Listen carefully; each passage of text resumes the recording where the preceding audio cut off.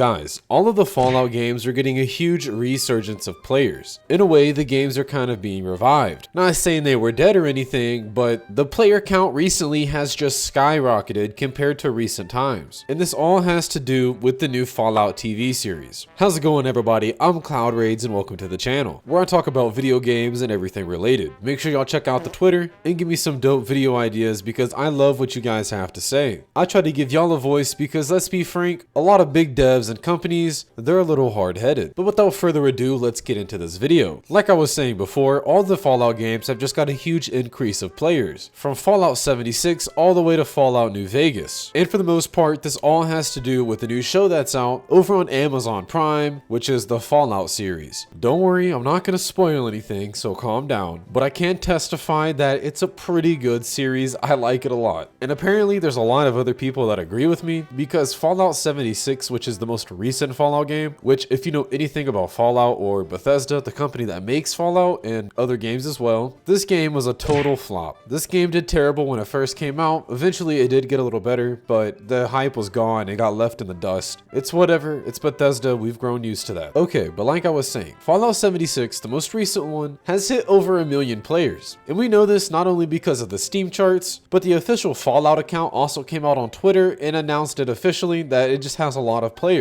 If this show can revive a game like Fallout 76, this has to be a good show. Because believe me, if you're new around here, that wasn't an easy task. Hell, reviving any game would be hard to do. Like imagine somebody made a TV show about 2K or the new Call of Duty, and it was so good that all of a sudden everybody went back to playing those games. The player count just skyrocketed. When you put it in that sense, it really shows how crazy this is. But like I said before, it's not just the 76, it also is every other Fallout game. And I'm not joking about that. Games like Fallout New Vegas and even just Fallout have all seen an increase of players, and those games have all been out for years. A big notable jump you also see is with Fallout 4. Fallout 4 compared to these other games though is a little bit more trickier, because yes, it did see a huge jump of players due to the TV show, but also at the same time when I'm recording this video, the next gen update is about to be released. And what this means is in the update you're going to get a graphics overhaul, which means it's going to look like a newer game, which the graphics weren't bad to begin with, but they're going to fix a lot of the bugs, and there's going to be a whole new optimization rework which will hopefully stop a lot of the frames dropping and all kinds of bad stuff. So it's safe to say people are pretty hyped. And when you put in the TV show's popularity combined with this update's popularity, you have a recipe for success. If you go anywhere on social media like TikTok, Instagram, Twitter, it doesn't matter, you're gonna see everybody talking about this show. More importantly, you're gonna see people talking about either going back to the games or just getting introduced to the games as a new player. And I think it's really nice to see all the new people coming into the game, whether they're playing 76 or Fallout 4. It's really cool to see new people enjoying what you really enjoy and watching them fall back into that Fallout addiction. But we've all been there, so you kind of just gotta embrace it, I guess. One of the things that gets me about the Fallout series is the lore. I thought I knew a lot about the Fallout lore, but once I think I know it all, I always find something else where I'm like, dang, I didn't know that. Whether it's all the crazy vault experiments or all the Easter eggs that you find in the TV show, which there is a lot of Easter eggs you will find in this TV show,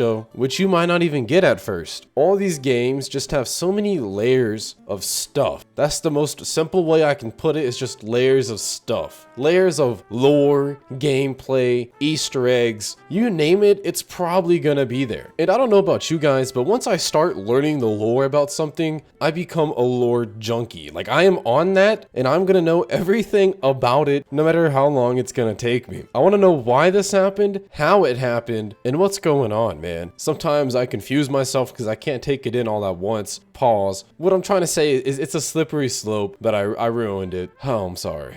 Let's go back to this TV show for a second. I didn't expect this show to be as good as it was. I didn't expect it to be so good that it can revive a whole player base. Because after the recent games that Bethesda has gave us and how they've handled the whole thing, I had no more trust left into this company. And you guys know how I feel about these big AAA companies who fool me once, shame on me, fool me twice, I don't know how the rest goes, but a lot of them are pretty bad. They used to be good, but then they just gotten worse over time. So with the release of Starfield and Fallout 76 and even Redfall, it's safe to say I didn't have high expectations coming into the show, but I still decided to give it a shot. Because as a big anime fan as well, I'm pretty used to these live action shows just kind of flopping on their face. So I had my guard up and I was well prepared to be disappointed. But in all honesty, as I started watching it, even on episode 1, I found myself getting more and more intrigued by it. The casting itself was really good. The main cast of people that you see were actually pretty freaking good. This wasn't just a cash grab like I thought it was gonna be. With some C tier acting, it felt pretty nice to watch, I'll be honest with you. I kept finding myself wanting more and coming back for more. The only thing that really sucks about watching the series is it really makes me want a Fallout 5, which I know we're not gonna get anytime soon. Maybe when I'm like a great grandpa, we'll get a Fallout 5. But in the meantime, they're working on a new Elder Scrolls game, which hopefully comes out good, but it's still sad to see. Now, if you're a huge fan of the Fallout series and you haven't watched the show yet, be prepared because there is some lore changes out there where the lore of the game and the lore of the show, they're not 100% accurate together. The TV show does switch some things up, but even then, it's not in a bad way. Look, all I'm saying is if this show can make Fallout 4 hit over 117,000 players in a 24-hour peak in 2024, I think it might be worth to watch the show, at least for a little while. And by the way, those statistics were only for Steam, so that doesn't count any of the console players, so I can only imagine those numbers are going to be even higher. Fallout 4 was released back in 2015, and it has more players as a single player game than Fallout 76 does. Fallout 76 has around a 51,000 24-hour peak on PC, so add a little bit more to that counting the consoles, but it's still nowhere near the Fallout 4 peak, which is crazy.